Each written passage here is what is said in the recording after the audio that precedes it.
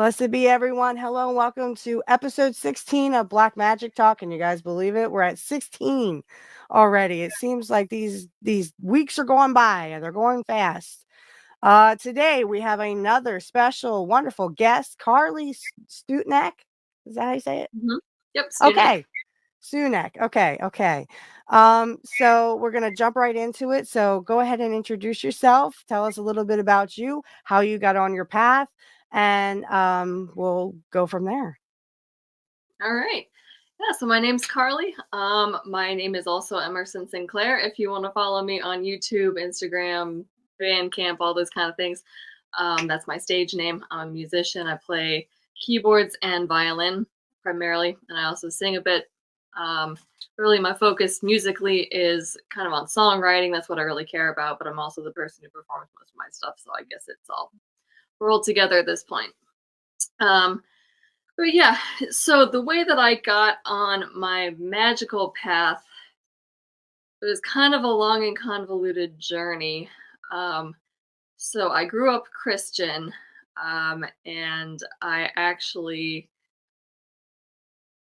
so the first, my entire childhood through my teen years, even into college, um, very, very Christian. My dad's side is Catholic, my mom's side is Methodist. That kind of just rolled pretty smoothly until my final year of college, of my undergrad, where I met a theistic Satanist, which is a friend of a friend.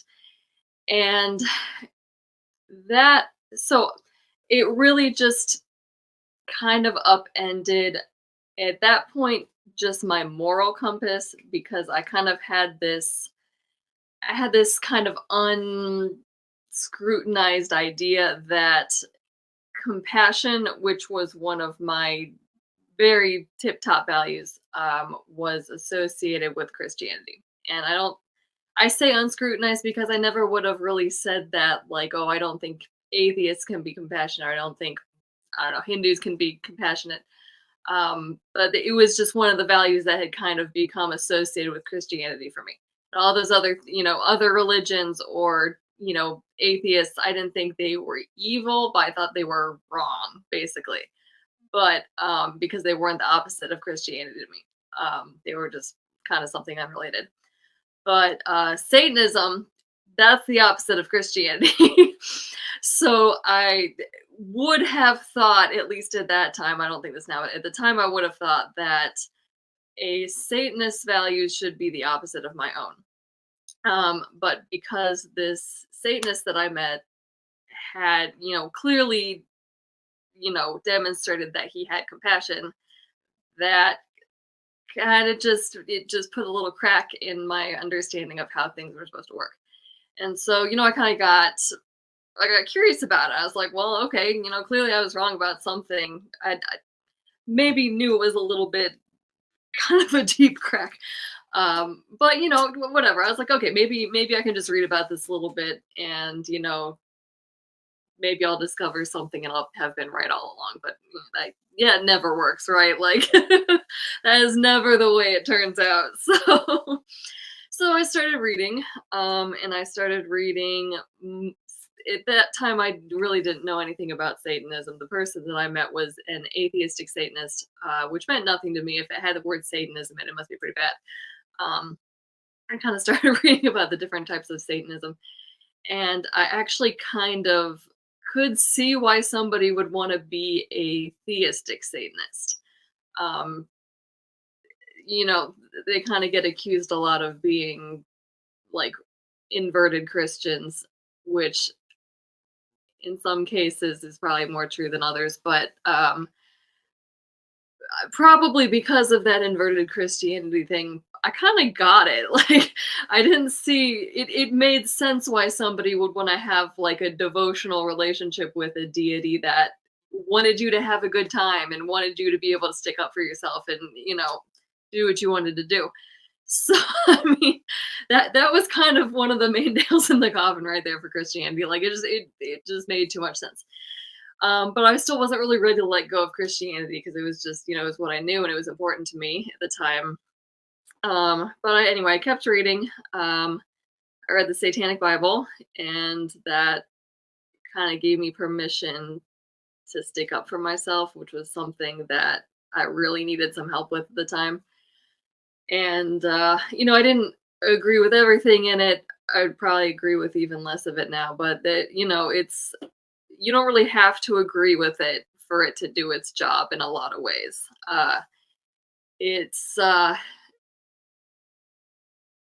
It's it's about uh, permission and exploration, I think. So that kind of it just kind of opened some stuff for me, explained some things that I kind of had been beginning to grasp but hadn't been able to quite put into words. Um, but I also wasn't a huge fan of a lot of the Church of Satan stuff. I felt like a lot of it, including the 11 satanic rules for the earth or whatever they're called. Um, I felt like most of them kind of made sense, but they were also just worded like really inflammatorily for no reason. So there was that kind of turned me off a little bit. Just seemed kind of scare tacticy. Like there was some substance, but it was also like it wasn't all substance. There was some fluff there too. Um, so I kept reading. And at this point, I'm getting interested in mainly divination. I wasn't quite into magic yet, but I was into like exploring different spiritual practices. And at this point, I'm still very focused on like being spiritual is about connecting with a deity. It wasn't so much for me about like meditation or the idea of like your will or anything like that. It was it was about connecting with something outside of you, but I was willing to kind of try something different things to connect with. So basically, I mean, how it went, I'd be reading and okay, this thing about Satanism, and it would say whatever. Okay, it's different from Wicca in this way. So okay, well now I got to go read about Wicca. Now I got to go. Okay, Wicca's a kind of paganism. Okay, now I got to read about paganism. Pagans like whatever the goddess. They love Hikata. They love Freya. Okay, now I got to go read about all these names and all this kind of stuff.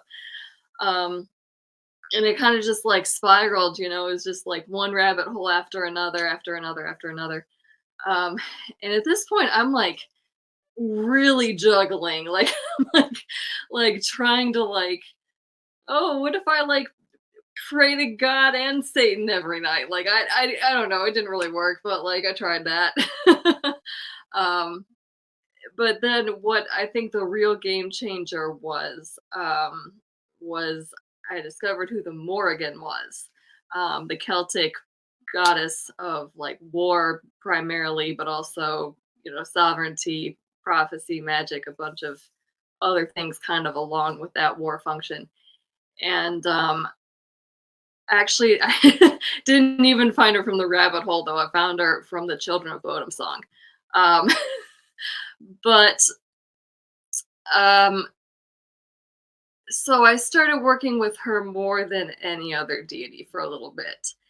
And that was when I started doing magic rather than just tarot and stuff like that. And my first ever spell was out in the woods, and I was trying to get a new job, and it did not work. um, but it was an interesting time. Like it the experience was just uncanny enough that I wanted to keep doing it, even though it was kind of scary. Like there was I'm in the woods, and I don't know if in reality there was just like water, in the leaves of the trees or whatever that was shaking down on me, but it was like it was raining in the forest, but not outside.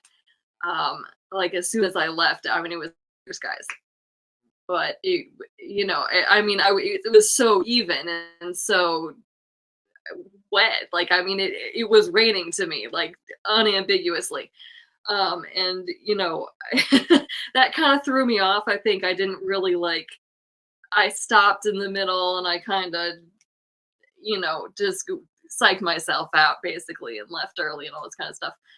And I kind of read later that a lot of people had experienced some kind of like strange weather effect when working with the Morgan.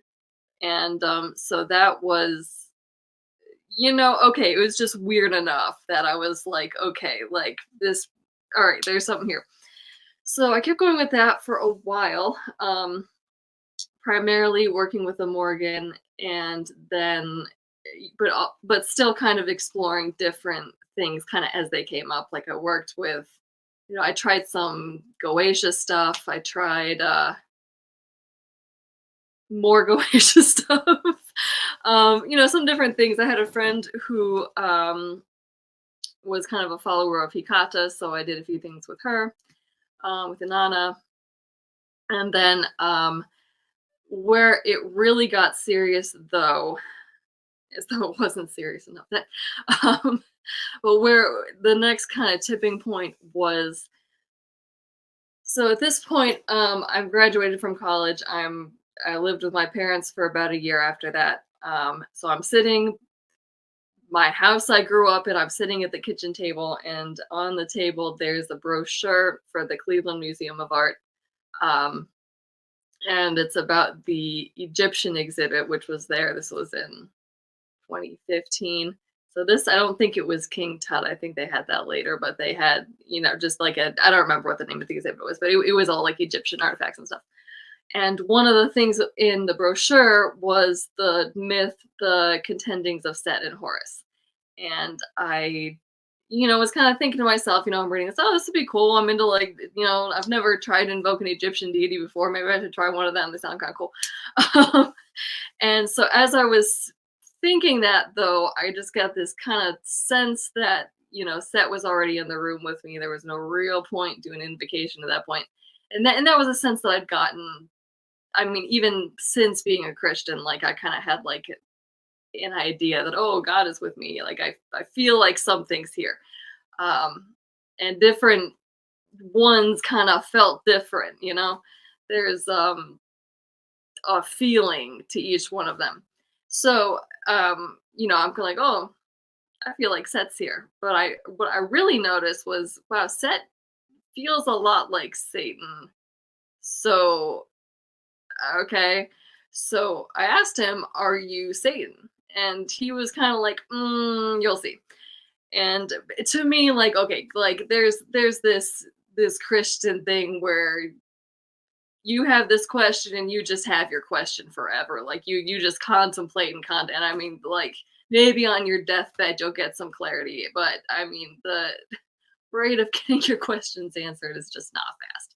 So, whatever. I heard that, I was like, okay, whatever. Like I didn't expect anything. I didn't expect to ever know.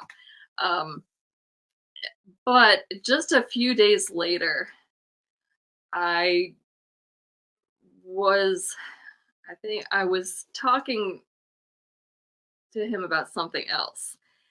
And the image that I kind of got in my head was this image of Set holding like a Satan mask.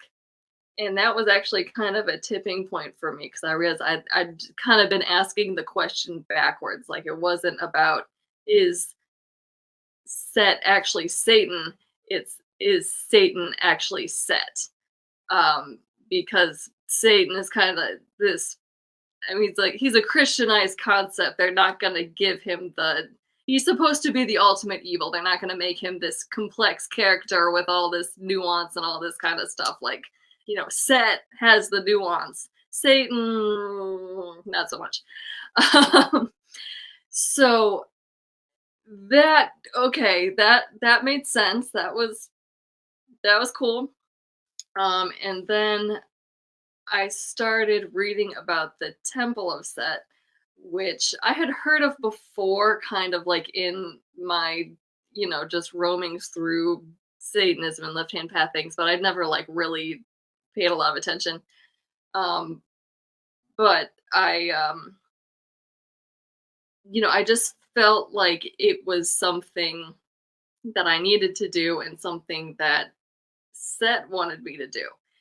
And I really just felt like I wasn't ready. Like I felt like I wasn't a good enough magician yet, and I wasn't experienced enough and I didn't know enough and all this kind of stuff. But I just felt like there was this like urgency about it, and there was, despite feeling all that, I also kind of had this sense that it was gonna go right and it was gonna be, I was gonna get in and it was gonna be a success. So I applied. Um, they took forever to get back to me, as they do, like so long that I mean, I'm looking for anything. Like the last thing I could find on the internet anywhere from the Temple of Set was like 5 years old. So I was like, well, I don't know. I mean, did they go defunct in the last 5 years? Like, it could have happened. I don't know. Finally, whatever, I hear back, go through the interview process, and I got in.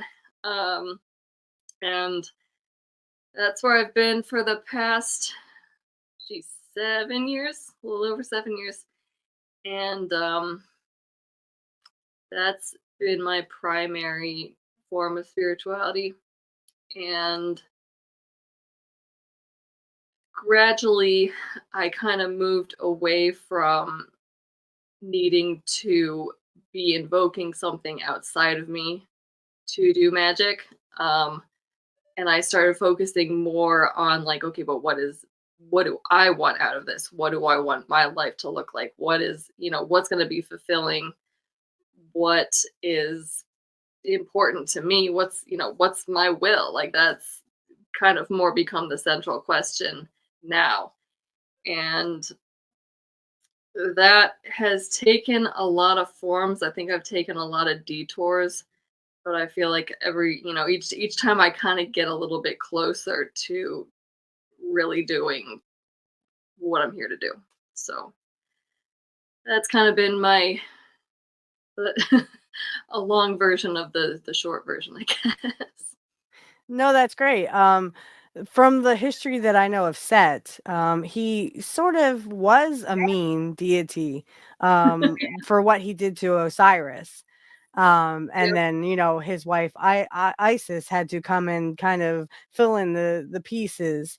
But so I have heard that. I don't know if I would classify him as Satan, because I think that was just a myth that the Christians used. Because I also grew up Christian and stuff, so um, I was a Methodist. My mom and dad were both Same. Methodists. And I have always been in love with magic. I had a spell book when I was about 10, 11, 12 years old that I bought behind my mom's back. Shh, don't tell her.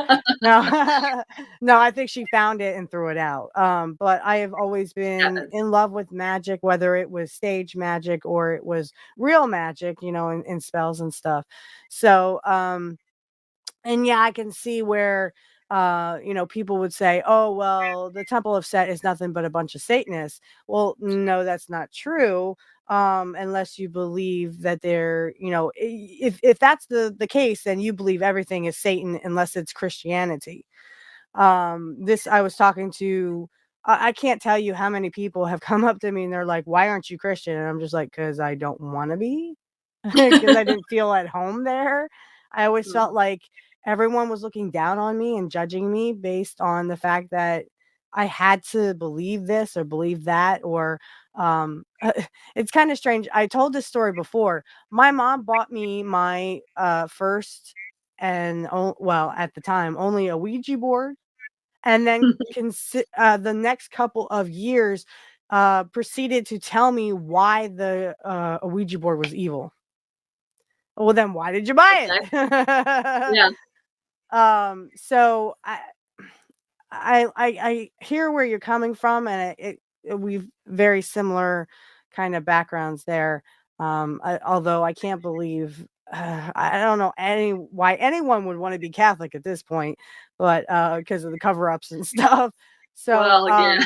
well, yeah, the thing is, my sister-in-law, she is actually Catholic, and it's just by chance that nothing happened to my niece. She is a very Oh, yeah. healthy adult.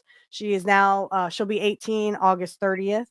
So, kudos to her that she's just starting out in life. But It's all down here from here, girly girl. Unless you're Happy rich, and then birthday. the whole world is there. So, so my question is, you mentioned that you were a songwriter and you do music. Why music? What was Yeah, your and how did that tie? I guess this is a two-part question. So, why music, and how does that tie into your magic, or does it? cool. Yeah. So why music? It's been something I've been doing my whole life. My parents are both classical musicians. They put me in violin lessons when I was very, very young. Honestly, probably too young. But okay, that's what I do. That's what I did. And then I started playing clarinet when I was in middle school, kind of at the age when everybody joins band. And then in high school, I got very fed up with the violin and stopped playing violin and started playing piano. And so in my undergrad, I was only focusing on, well, primarily focusing on piano and clarinet. But I got carpal tunnel playing the clarinet, so I dropped the clarinet and started playing the violin again. So, well, okay, and then I did a master's degree, and then a lot of people graduate from music schools and just like never play music again. And I can see why, like, because it makes you very critical on yourself, and it's very hard to sustain motivation to practice and to keep getting better when a lot of your joy has kind of been sucked out of it and there's no carrot dangling in front of you anymore. So I, like many people, kind of stopped practicing and working on stuff for a while. And I kind of realized towards the end of that I was missing music, and I also kind of realized I just didn't want a 9 to 5. Like I wanted to do, multiple part-time things and having a little more say in my schedule and just kind of be able to not do the same thing day in and day out. So that was really why I pivoted so hard back into music. But I'm also glad I had the break from it. So yeah, I mean, why music? It started out just being the thing I always did, but it was also the way for me to express myself. Maybe not in the ways that I expected, but it kind of became part and parcel of what I wanna leave in the world and what I wanna do while I'm alive. So that's why music. Um, what was the other one? How does that relate to my magic? Yes. So, it depends. For the most part, I write music about magic. Um, I don't use my music in spells usually. And I don't usually play music in spells or workings or anything either because I just go into I go into like performance mode, which is kind of just a different mindset than doing magic mode. So it's not very effective for me to be like actively playing music in that way. I do sometimes use it in the background, but I've also you can create monsters like that. So as I found out, they say that you should not use your regular, if you're going to use something as a ritual element, it should only be a ritual element. And usually they say that that's because if you use your regular wine glass that you use every night as your ritual chalice or whatever, it just won't have the same significance to you as if you had a designated ritual chalice. And yeah, that can happen. it can also go the other way, as I found out, where your regular thing is gonna take on a really weird significance and you're not gonna like it. So that kind of happened to me with um really with a particular album that I'd been using, never as the focus of my working or my spell, but I had used it in the background enough times that it kind of just took on a life of its own because I mean there was just so much. I just projected, I mean, so many different things onto it, like hopes, fears, dreams, like, I mean, just all this. It was all just over the course of, I mean, like years, because it was, it's like an occult theme album. And honestly, it was just really compressed too. Like it sat in the background nice. It didn't jump around too much. It was, it just worked.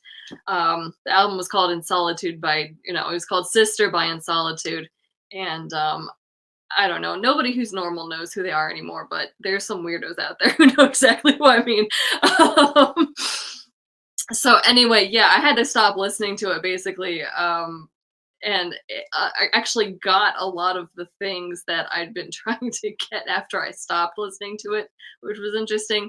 Um, I kind of, I don't, who knows, but the way that I interpret that is in chaos magic, you have to, charge the sigil and then you have to let the sigil go. Like either by, they say forget it, that's fine. You can also, somehow let it go, but you got to stop fixating on it before your spell is going to happen. I think that was kind of what it was. Um, so once in it took a long time to unfixate on it too. Like, I mean, it was like a process to like just get this out of my system. So, 'Cause it's like the elephant in the room, because 'cause you're thinking, "Oh, is it gonna work? Is it gonna work? Is it gonna work?" And yeah. and that's all you can fixate on, really. Yeah, I Mhm. see that, yep. Yeah. Yeah, so I mean, that's honestly more the story that I have about music and ritual than anything like about my music in rituals. Right. I do write about music though. No. I write about magic though. I know what you meant. It's You write late about here, sorry. magic. You do music about magic. Now, Yeah. how do you feel about binaural beats? Like, have they any significance for you?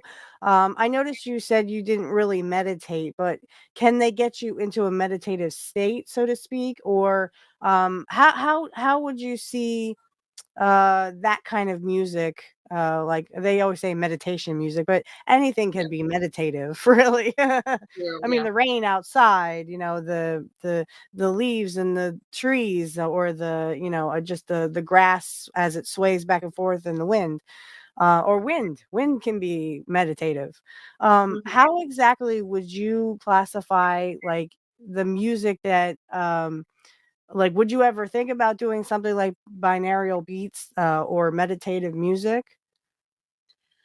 I have thought about it before. I haven't really ever sat down and tried to put something together. So I guess I left out I do meditate now. It just wasn't, I guess, when I back when I was first starting, I didn't. Um, so binaural beats, I have kind of tried them out mostly because there was a little stint in there where I was really into lucid dreaming and I was really bad at it. Also, like, I mean, I really wanted to do it so badly, but I was not very successful. Um, Been and there, done that. yeah. So during that time, I was, that was one of the many things I tried to try to induce lucid dreaming. And it worked a few times. But I mean, the percentage was not good. So I wouldn't say I had a lot of luck with them. I did, yeah, it makes you feel a little different, but I never, they talk them up so much, and I just never felt like it had the punch that people, or I don't know, the description in the wants you to believe it's gonna have. So I don't know. I'm not against them, but I wouldn't put too much stock in just using binaural beats by themselves. Okay, well, thank you so much for answering my questions. I'm gonna turn it over to Matt now. And I have I'm so interested. Go ahead, Matt. What are your questions for our lovely guest? Well, talking about binaural beats, what about 432 hertz? How much of a difference do you think listening to music on a different frequency makes? Or I even get confused about like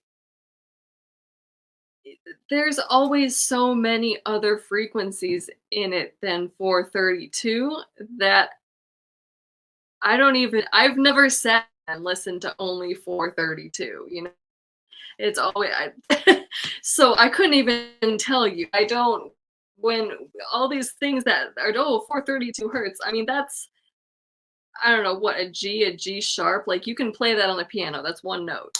Um, and these things are always like fairly complicated compared to one note. So I mean I just don't that doesn't make sense. Like I don't buy that that is supposed to do something different from whatever effect the music is having on you just because regular music has an effect.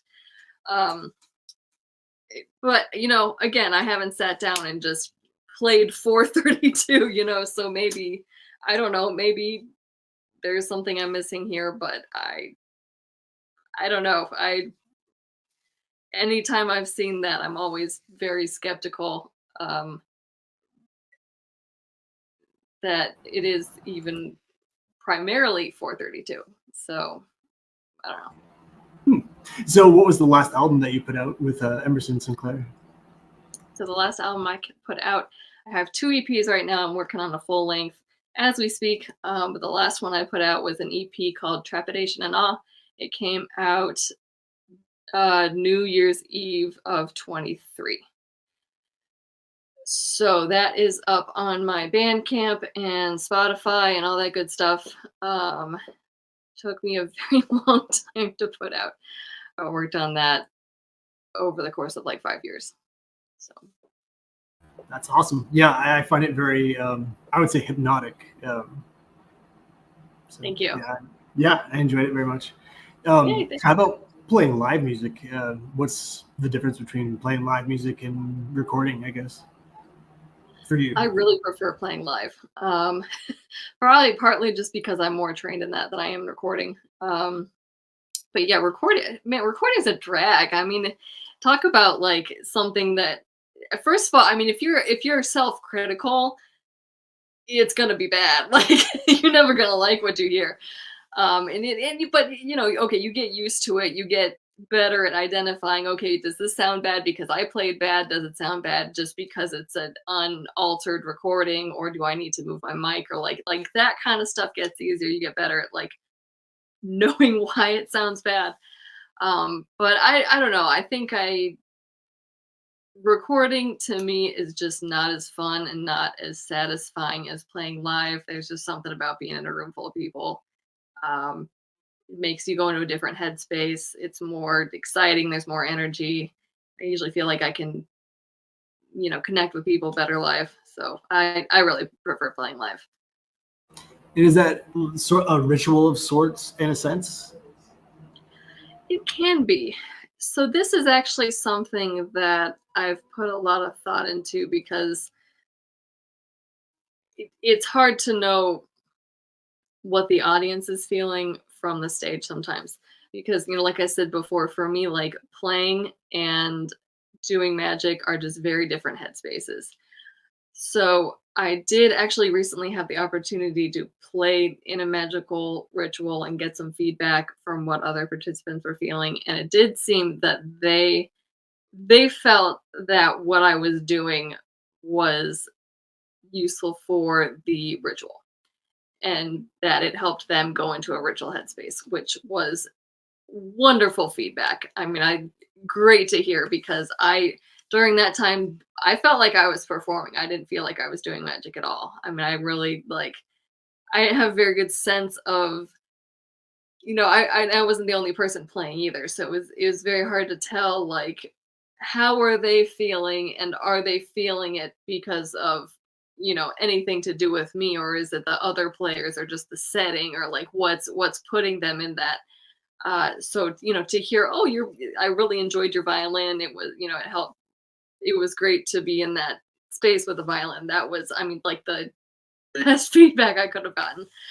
Um, as far as most of my performances, I don't, well, a theme that I try to not just write about, but also use the form of the music to illustrate when I'm writing is like this mystery, and there's the sense that there's something more out there, and kind of an invitation to go into that and feel that out for yourself. So that's something that I do want to come through when I'm playing live, but I'm not necessarily doing a ritual with the audience. It's more that the individual songs are sort of about that. So yeah, it's more, it's integral to the songs, but not so much the set. Which could change. I have thought about it, but I think anything I would want to do with an audience would have to be pretty general, I think. Um,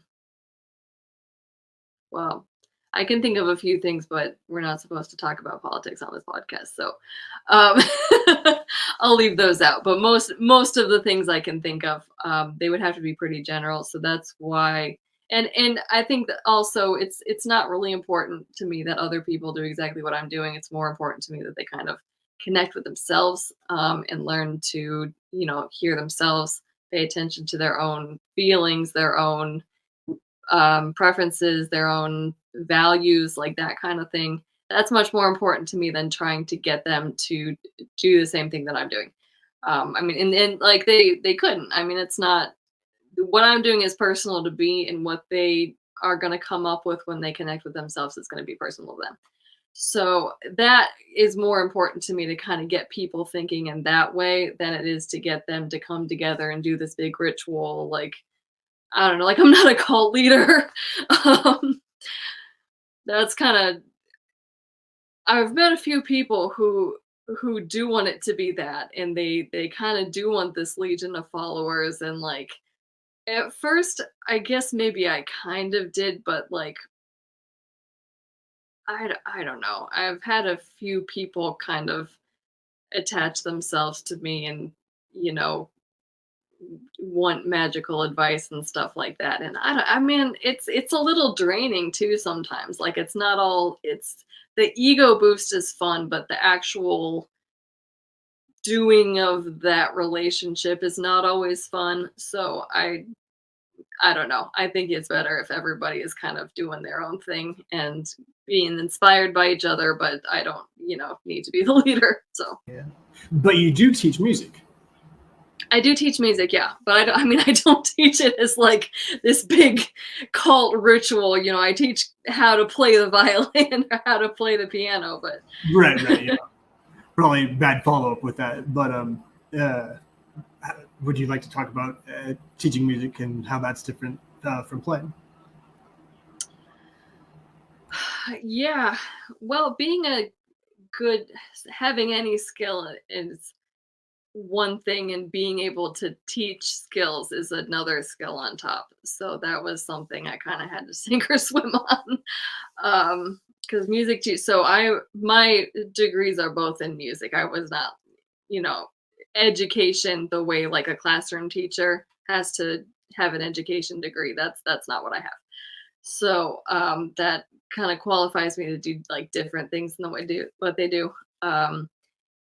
So that, I mean, just the like learning how to break things down and assess the student, because I mean, most of my students are kids, so I got a pretty big age range as far as that goes. But I mean, I've also had adult students. I've had, the oldest student I ever had was, I think, 74 years old. So, and he is like, it was kind of cool. Like, his deal was that, how like some some older people like to do puzzles or like crosswords or whatever to kind of keep sharp.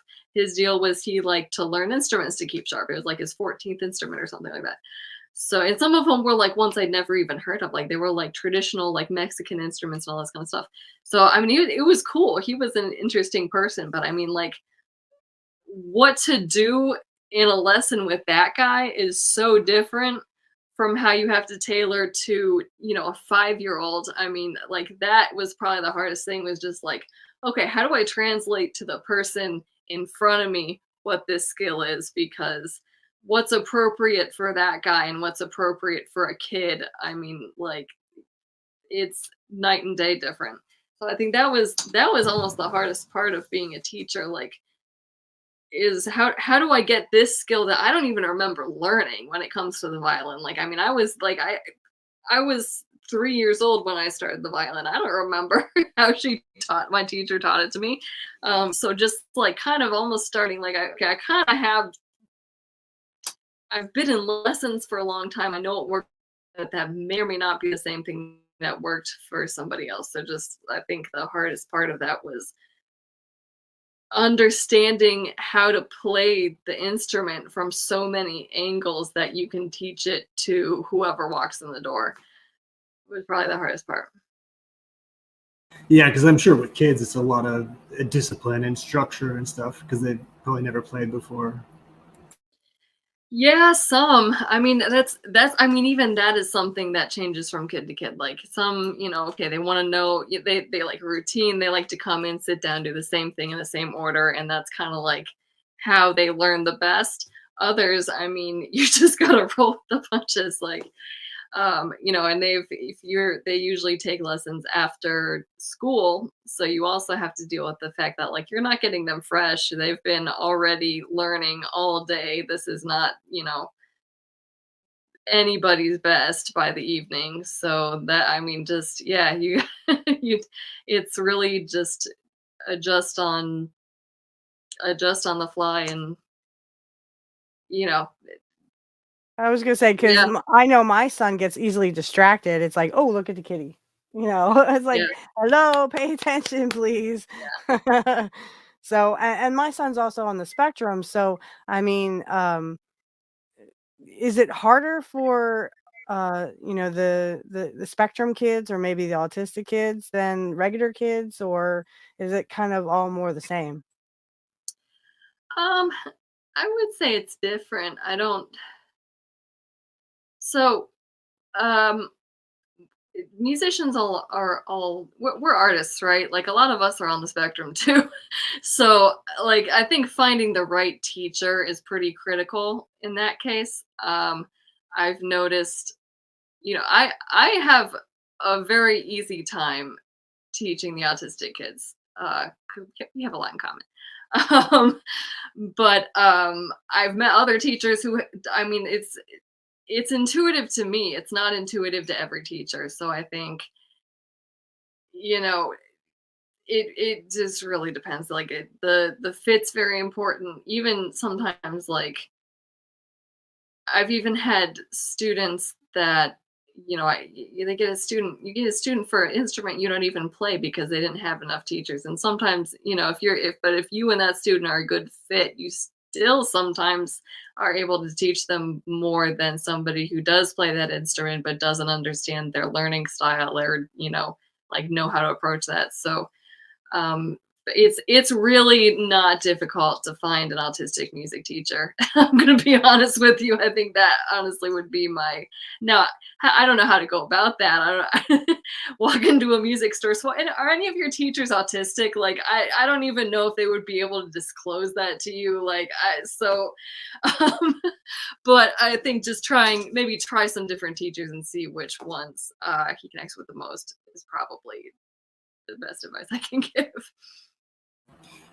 So do you write, or have you ever written a concept album, or do your songs usually have the same general story when you write an album? Well, so yes and no. The album that I'm working on right now, I kind of started it out as a concept album but that was more just of a device for me. I wasn't so actually the concept that it was gonna be is not really on the album other than the fact that it's a little bit in some of the songs. But basically it's about only somewhat came together with the songs. This was another one that I wrote over a course of time. So that story really spoke to me right as I was kind of taking the things that I then was dealing with and writing about after that point were less related to that theme. So some of the things on this album are still certainly related, and this is the one that I'm releasing next. It's going to be called "Through the Crack of Star," um, and that's a line from one of the songs. But so I wouldn't call it a concept album, but there are definitely songs that are thematically related to each other, and there are some places where orchestrationally I'm trying to tie them together, so that they'll be cohesive as a whole album.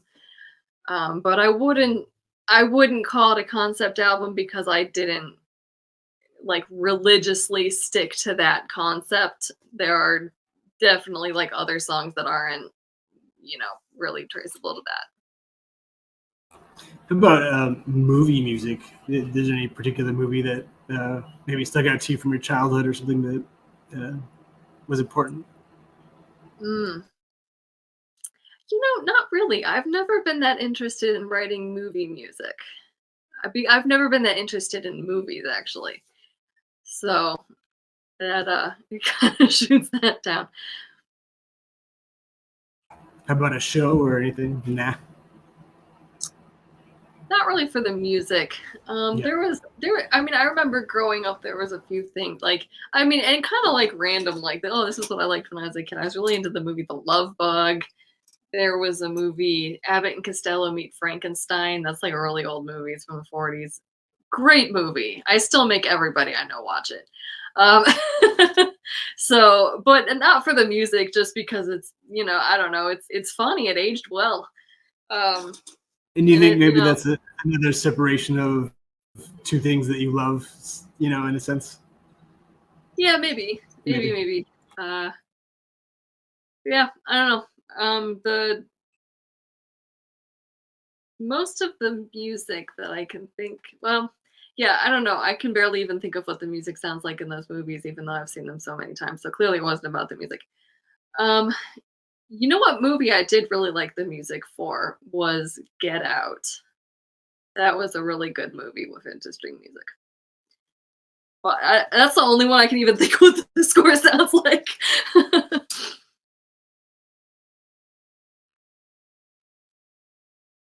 Cool. I'm not sure I've seen that. I don't think so. But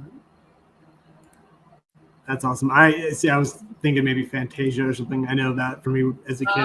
um, Well, it was one way of getting introduced to classical music, or Looney yeah. Tunes also. Hmm. But Yeah. So that that is funny you mentioned that. I do remember watching Fantasia as a kid, and I remember well, I was because my parents are classical musicians, so there I kind of already had been introduced to classical music. But I do remember like in the Hall of the Mountain King was already one of my favorite pieces ever that's in there. And like with Looney Tunes, like there's one of the pieces that almost everybody learns on the violin at some point if you get far enough is called Humoresque by Dvorak, and that's the skunk song. Like I mean, I still play that sometimes. Like when I need a quick when I need to pull something out of my back pocket really fast. Okay, we're gonna play Humoresque because a lot of people recognize it from Looney Tunes, and even if they don't, it's just catchy. I don't know. So yeah, you're right. That's a good in. so when you play live, is it usually your songs, or do you play classical pieces, or? Now it's usually mine. At this point, I only play classical if I'm getting paid now, or if it's a favor. I'll say that the last time I performed, this was just a couple weeks ago. It was for my best friend's second grade class. They were doing they were going through the alphabet, and it was the V Day, and V was supposed to be for visitor, but she was like, it's for visitor and it's for violin. So I played Humoresque, and a piece that I wrote, and that was about all her class had attention for, which was, fine. And then they asked me to play the ninja song, and I didn't know what that was.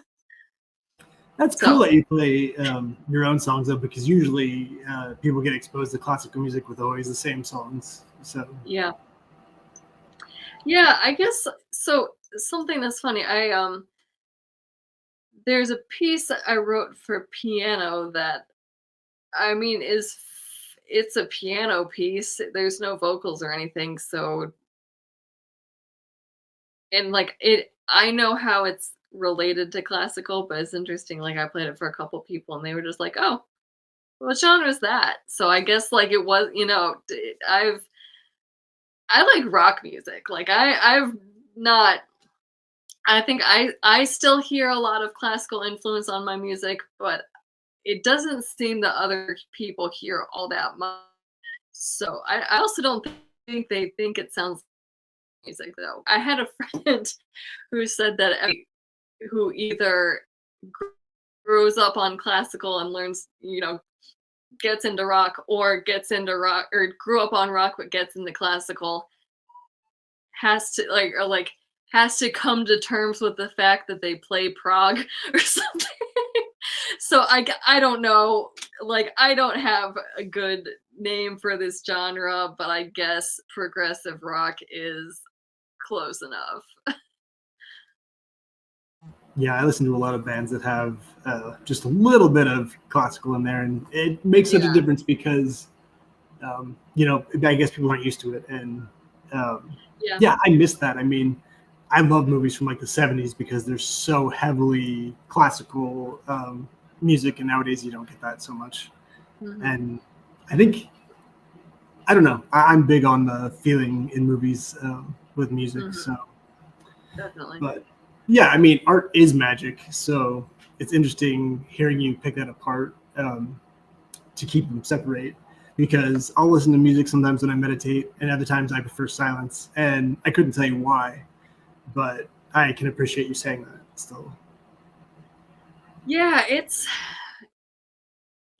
don't know if I keep them apart because I think they should be apart. I keep them apart because I guess I have a lot of baggage around music, as well as excitement. Like, that's, something I'm working through. So it's if I'm gonna take music into the chamber, I also have to take that baggage in. So sometimes it's just not very effective to do magic that way, unless that's what I'm trying to work with. So yeah, I mean, I agree with you. I think it's more effective in a lot of ways. It's more effective if somebody else is playing. For me to do magic, it's more effective for somebody else to play the music, but it's not that. I don't think they should go together. Unless you listen to the same album in the chamber and in the car on the way to work. Don't do that. Yeah, that's a good point. Well, we've got 5 minutes left. Is there anything else you might want to talk about? Your social media or? Yeah, so again, my name's Emerson Sinclair. I'm on Instagram, I'm on Bandcamp, I'm on, Spotify and the normal ones. And I'm currently getting my YouTube up and running. Most of what's up there right now is like live performances of pieces that I've written, and a couple that I didn't write. I'm going to be posting more like YouTuber type content. Also, I'm trying to build that in preparation for releasing this album, and also just because I'm having a career change right now, and I kind of want that to be like one of the streams, not the whole thing, but one aspect of it. So yeah, check that out. I have a video up on overcoming writer's block. The next one I'm going to do is about carpal tunnel hacks. Most of them are probably going to be about music and creativity related topics, but not all of them. So yeah, that's what I'm working on right now. Okay, great. Well then, Unfortunately, that's all we will have time for today. Thank you, everybody, for joining us. Matt, do you have any shameless plugs you'd like to plug right now? I've just got my links in the description. That's fine. Okay. Thank you. I do have some shameless plugs to plug. If you could, if you are an audience member and you are interested in professional wrestling, I do 2 podcasts on professional wrestling. The first one is called Kurt Hennig Was the Best, Changed My Mind. And the second one is Pro Wrestling Talk that I do every Saturday night at 8 p.m. Eastern Standard Time with Angel Riviera. We talk everything pro wrestling, modern wrestling, old wrestling, any wrestling you can think of, as long as it's wrestling, right? Again, that is Saturday, 8 p.m. Eastern Standard Time, only on Saturdays. Sometimes we do skip because so they are scheduled to change, but we will always let our fans know beforehand if there's not going to be a show that week. So on Kurt Hennig Was the Best, Changed My Mind, we just did Ric Flair and Kurt Hennig at Halloween Havoc. Very good match between 2 good wrestlers, though. Again, I like Kurt Hennig better. I didn't ever like Ric Flair. Next week, we're going to have a similar match between Ric Flair and Kurt Hennig. It is their WW3 match, it was a pay-per-view called WW3, although I won't say the full words. Um, and that's specifically for YouTube. That's just so I can promote. Um, but if you are interested in watching along to that match, you can watch along to that match. I will always keep it down for copyright reasons until the music comes off, and then we will listen along together to that match. I do have some other stuff coming up. Once I reach 100K subscribers on my wrestling podcast, I'm at 64,000 right now. And once I hit 100K, there is a radio show that Kurt did in 2000 that we are going to listen to.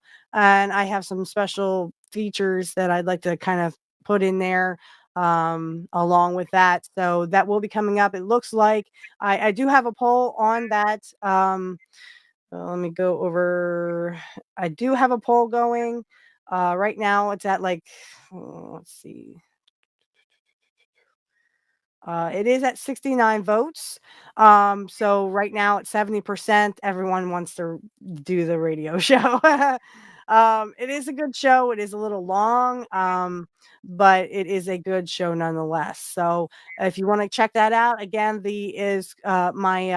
sorry, stop talking fast because I get all jumbled. It's YouTube. My YouTube channel is called Kurt Hennig Was the Best, Changed My Mind podcast.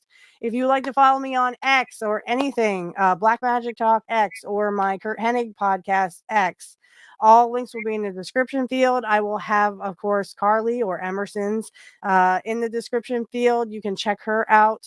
You can go ahead and once she gets her YouTube channel up, you can check that out as well.